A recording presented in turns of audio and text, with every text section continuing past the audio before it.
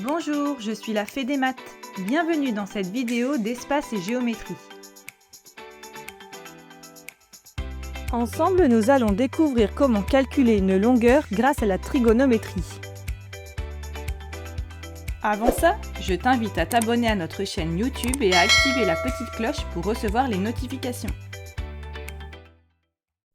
Tu as déjà travaillé sur la trigonométrie, en particulier le vocabulaire, et les trois formules, cosinus, sinus et tangente. Tu as besoin de parfaitement maîtriser ces notions. Si besoin, tu peux retrouver la leçon dans cette vidéo. Voyons quand utiliser la trigonométrie dans un problème de géométrie. Tu dois d'abord avoir un triangle rectangle, et ensuite connaître un angle ainsi que la longueur d'un des côtés. L'énoncé doit te demander de déterminer la longueur d'un autre côté. On pourrait penser théorème de Pythagore, mais c'est impossible, car il te faudrait connaître deux côtés. Il s'agit donc bien de la trigonométrie. Qui dit trigonométrie dit trois fonctions, cosinus, sinus et tangente. Alors, comment savoir laquelle choisir? Tu dois commencer par identifier le rôle des côtés par rapport à l'angle que tu connais. Puis, repérer le côté connu et le côté demandé. Et avec la formule magique Casso-Toa, tu sauras s'il s'agit du cosinus, du sinus ou de la tangente. Appliquons cela à un exemple avec ce triangle TRI. L'hypoténuse est TI. Et en se référant à l'angle T, puisqu'on connaît sa mesure, on a RI comme côté opposé et TR comme côté adjacent. On connaît le côté adjacent et on cherche l'hypoténuse. On reporte cela dans notre formule. On va choisir le cosinus, puisqu'on utilise les deux éléments de sa formule. Maintenant que tu sais quand utiliser la trigonométrie, voyons comment l'utiliser. Reprenons l'exemple précédent.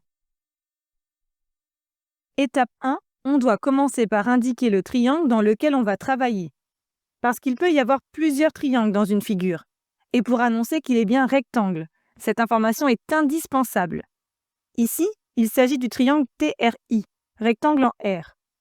Étape 2, on écrit ensuite la fonction trigonométrique, en prenant le temps de choisir la bonne selon la méthode vue précédemment. Ici, on a cosinus T égale TR sur TI. Étape 3, on remplace les valeurs connues. L'angle T vaut 32 degrés et TR est égal à 5 cm. Et enfin, quatrième et dernière étape, on calcule. Mais on a l'impression d'être un peu coincé avec ce quotient. On peut rajouter le dénominateur 1 et utiliser le produit en croix. On obtient TI égale 1 fois 5 divisé par cosinus 32. On utilise la calculatrice, en faisant bien attention de refermer la parenthèse après la mesure de l'angle. On trouve TI environ égal à 5,9 cm, arrondi au dixième. On peut vérifier la cohérence du résultat. On a calculé l'hypoténuse, qui est bien plus grande que l'autre côté connu. Voilà le modèle de rédaction quand tu utilises la trigonométrie pour calculer une longueur. Et voilà, tu sais à présent calculer une longueur dans un triangle rectangle à l'aide de la trigonométrie. Pour t'entraîner davantage ou approfondir la notion, rendez-vous sur le site passeeducation.fr. Tu y trouveras des fiches d'exercices, des évaluations, la leçon et bien plus encore. À bientôt!